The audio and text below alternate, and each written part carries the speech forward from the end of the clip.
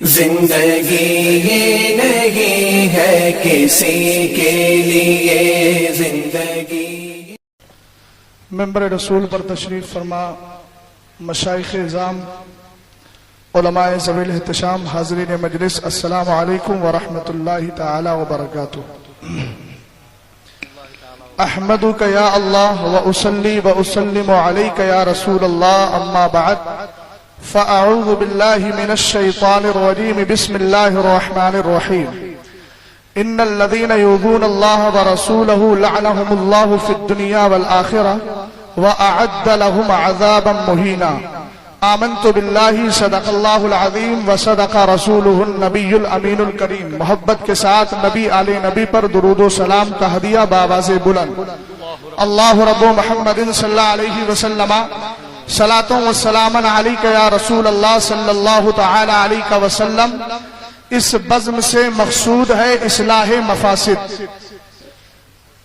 اس بزم سے مقصود ہے اصلاح مفاسد۔ نشتر جو لگاتا ہے وہ دشمن نہیں ہوتا، نشتر جو لگاتا ہے وہ دشمن نہیں ہوتا۔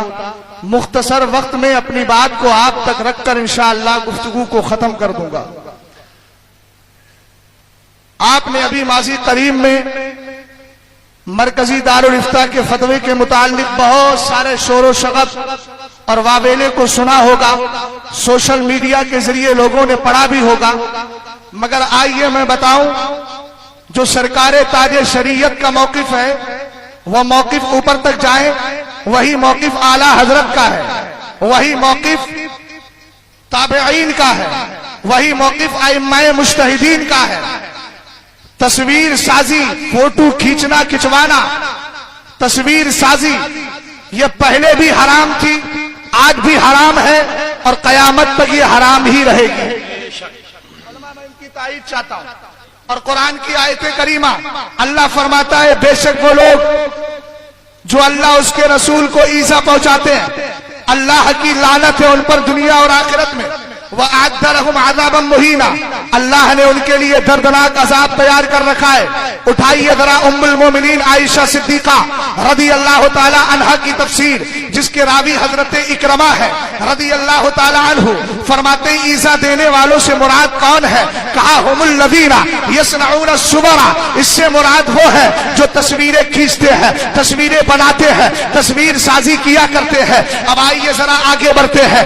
آقا کریم علیہ السلام کی بیوی، میری اور آپ کی ماں ام المومنین عائشہ صدیقہ رضی اللہ تعالی عنہا، جن کی حدیث کو امام بخاری نے بھی لیا ہے، امام مسلم نے بھی لیا ہے، مگر الفاظ امام مسلم کے ہیں۔ فرماتی ہے دخل علیہ رسول اللہ صلی اللہ تعالی علیہ وسلم وقد سترت صحبة لی بقرام فیہ تماثیل فلما رآہ حتکہ وتلفن وجہہ وقال یا عائشة اشد الناس عذابا عند اللہ تبارک وتعالی یوم القیامة الذين يضاهون بخلق الله تبارك وتعالى فقطعناه فجعلنا منه وسادة او وسادتين۔ ام المومنین فرماتی ہے، مختلف حدیث کے الفاظ ہے، سرکار نے ایک دن سفر سے تشریف لائے، ام المومنین فرماتی ہے ایک دن آقا میرے پاس آئے تو آقا کریم علیہ السلام کے آنے سے پہلے میں نے اپنی طاق کو ایک پردے سے بند کیا تھا، اس میں تصویریں تھی، اس میں تصویر تھی۔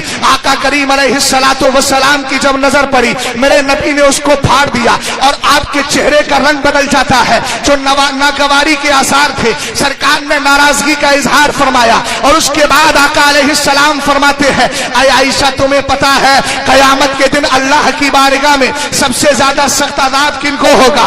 ان کو ہوگا جو اللہ کی تخلیق جیسی، اللہ کی تخلیق کی مشابہت کرتے ہیں۔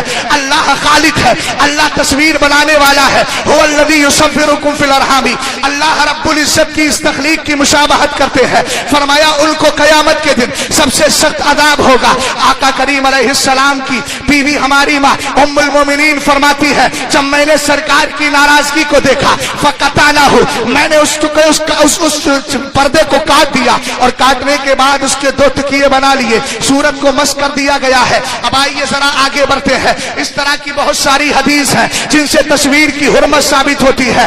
آج ایک واویلا مچایا جا رہا ہے، حرمت کا مسئلہ تصویر تصویر کی حرمت کا مسئلہ مختلف بھی ہے، فلاں نے اختلاف کر دیا ہے، فلاں نے اختلاف کر دیا ہے۔ میں ڈنکی کی چوٹ پر اپنے ان بزرگوں کے قدموں کو چوم کر کہتا ہوں، تصویر کا مسئلہ نہ کبھی مختلف بھی تھا اور نہ آج ہے۔ تمہارا ذہن و دماغ اختلاف پیدا کر کے اس مسئلے کی حرمت کو آسانی میں بدل نہیں سکتا، جواز کی طرف لے جا نہیں سکتا۔ جو تاج الشریعہ نے پیغام دیا ہے اور ان سے پہلے جو اعلیٰ حضرت نے عطا القدیر فی حکم تصویر میں دیا ہے وہی موقف حق ہے اور الحمدللہ ہم اس کو مانتے ہیں۔ اب آئیے ذرا آگے بڑھتے ہیں۔ بات یہ چل رہی ہے کہ یہ مسئلہ مختلف ہی ہے، ہم نے کہا کبھی مختلف ہی رہا نہیں اور نہ ہے۔ کچھ لوگوں نے اس کا جواز ثابت کرنے کے لیے یہ کہہ دیا تصویر ہمارے نزدیک حرام تو ہے مگر ضرورت کا تحقق ہو گیا ہے۔ میں نے کہا اپنی تحقیق کو اپنے پاس رکھو، اس لیے کہ تمہاری تحقیق میں ہمیشہ اختلاف ہوتا رہتا ہے۔ کبھی تم مدنی چینل کے بارے میں کہتے ہو،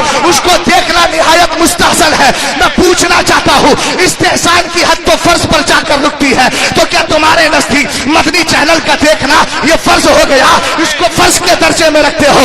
ہم ایسوں کی تحقیقیں نہیں مانتے، ہم تحقیق ایسے کی مانتے ہیں جس کی تحقیق میں خلوص بھی ہوتا ہے، جس کی تحقیق میں تقویٰ بھی ہوتا ہے، جس کی تحقیق میں صلاح بھی ہوتی ہے، جس کی تحقیق میں فلاح بھی ہوتی ہے۔ ہم اس تاج الشریعہ کی تحقیق کو سامنے رکھ کے آگے چل رہے ہیں۔ جو مرتبہ امام اعظم ہے وہ امام اعظم جس کا عالم یہ تھا جب کوئی مسئلہ حل نہیں ہوتا تھا 40 بار قرآن پاک کے ختمات کرنے کے بعد جب مسئلہ لے کر بیٹھتے تھے اللہ تعالیٰ مسئلے کا حل فرما دیا کرتا تھا۔ نعرہ تکبیر، نعرہ رسالت۔ توجہ فرمائیے، میں دو استدلال کی بات کرتا ہوں۔ دوسرا استدلال یہ کیا گیا جو کل تک ٹی وی اور مووی کے بارے میں کہتے تھے جھوٹ کے خلاف جنگ جاری رہے گی، غیبت کے خلاف جنگ جاری رہے گی، ٹی وی کے خلاف جنگ جاری رہے گی، مووی کے خلاف جنگ جاری رہے گی۔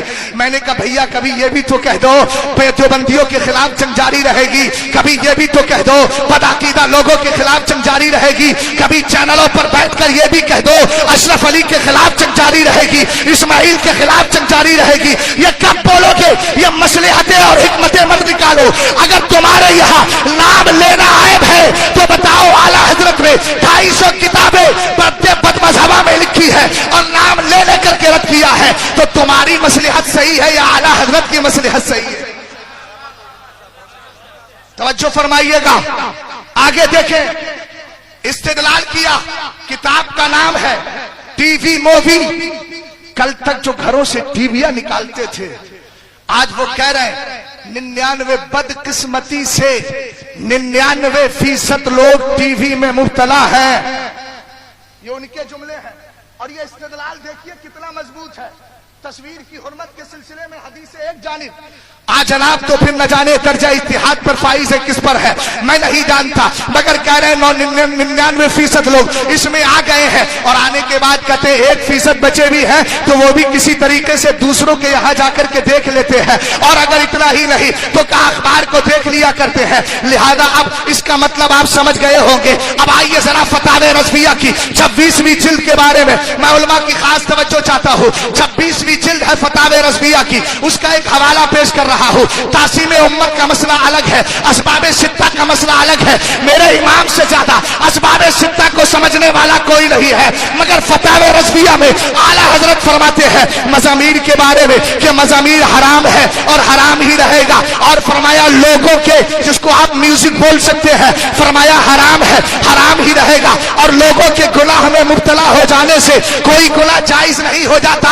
یہ اعلیٰ حضرت کے جملے ہیں۔ فرمایا ان کے مبتلا ہونے سے کوئی گناہ جائز نہیں ہو جاتا کہ اگر گناہ کو جائز قرار دے دو گے تو پھر شریعت کو جاہل اور فاسقوں کے ہاتھ میں منسوخ کر دینا لازم آئے گا۔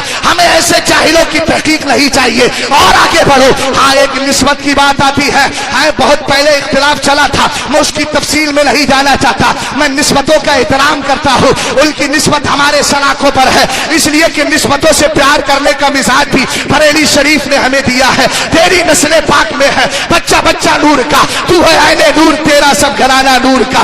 مگر یاد رکھیے گا حضرت امام اوزاعی اور امام اعظم کا مناظرہ ہو رہا ہے، گفتگو ہو رہی ہے، مکہ شریف میں دونوں جمع ہے۔ ایک کہتے ہیں رفع یدین کیوں نہیں کرتا، دوسرے کہتے ہیں آپ کیوں کرتے ہیں۔ امام اوزاعی نے کہا حدیث ہے، حدیث کی سند بیان کی، ہم سے حدیث بیان کی زہری نے، وہ روایت کرتے ہیں سالم سے، وہ रिवायत करते हैं अब्दुल्ला इब्ने उमर से, इमाम आजम ने कहा मेरे नजदीक कोई हदीस सही है ही नहीं, तो रफ़े यदैन करूं कैसे? जरा पॉइंट पर आ रहा हूं, आम दम पर सरे मतलब पर आप जरा खास तौर से तवज्जो दीजिएगा। इमाम आजम भी अब सनद पेश कर रहे हैं। फरमाया हमारे नजदीक रफ़े यदैन ना करने पर दलील है। कहा मुझसे हदीस बयान की हजरत हम्माद ने, वो रिवायत करते हजरत इब्राहिम नखई से, वो रिवायत करते अलकमा असवद से, वो रिवायत करते अब्दुल्ला इब्ने मसूद से। अब यहां तक बात हो गई, इमाम औज़ाई जलाल में आए, कहा देखो मैं तुम्हारे सामने ज़ुहरी की, अब्दुल्ला इब्ने उमर और सालिम की रिवायत सनद पेश कर रहा हूं और तुम उनकी बात करते हो। तो इमाम आजम ने जवाब का दिया था, निस्बतें हमारे सर का ताज है।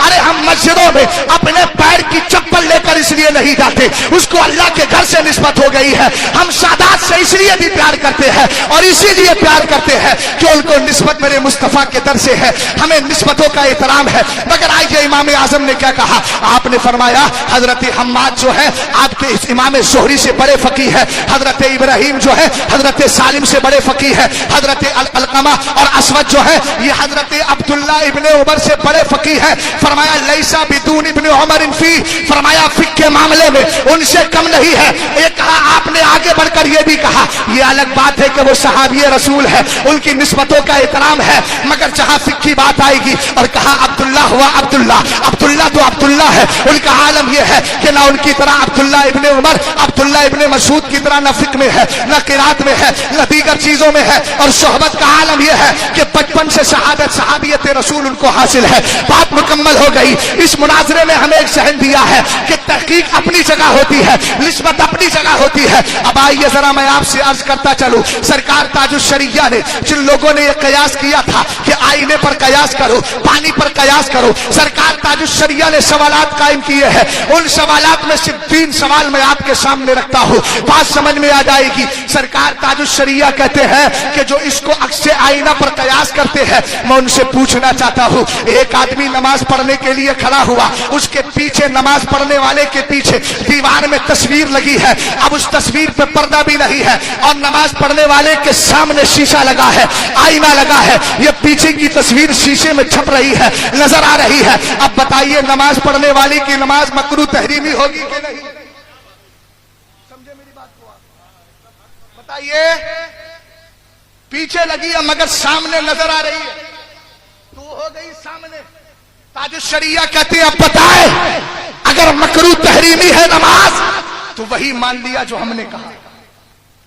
एक बात और आपने फरमाई, टीवी के ताल्लुक से आपने कहा कि साहब उसमें वो अक्से आईना पर कयास करके हम उसको जायज करार दे रहे हैं। तो सरकार ताजुश शरिया कहते हैं एक आदमी नमाज पढ़ने खड़ा हुआ, टीवी चालू की, सामने उसने मान लीजिए यही चैनल लगा लिया बप्पा वाला, और लगाने के बाद उसने खोलने के बाद अब नियत बांधी, सामने वो तस्वीर है। अब बताइए नमाज मकरूह तहरीमी होगी कि नहीं? तो इसका मतलब यह है कि अक्से आईना वाला कयास, निस्बतें अपनी जगह, ये जुमला दोनों लेकर के जाना। कल कोई मेरे ऊपर ये गुबार और इस तरह का इतराज या कीचड़ उछालने की कोशिश ना करे।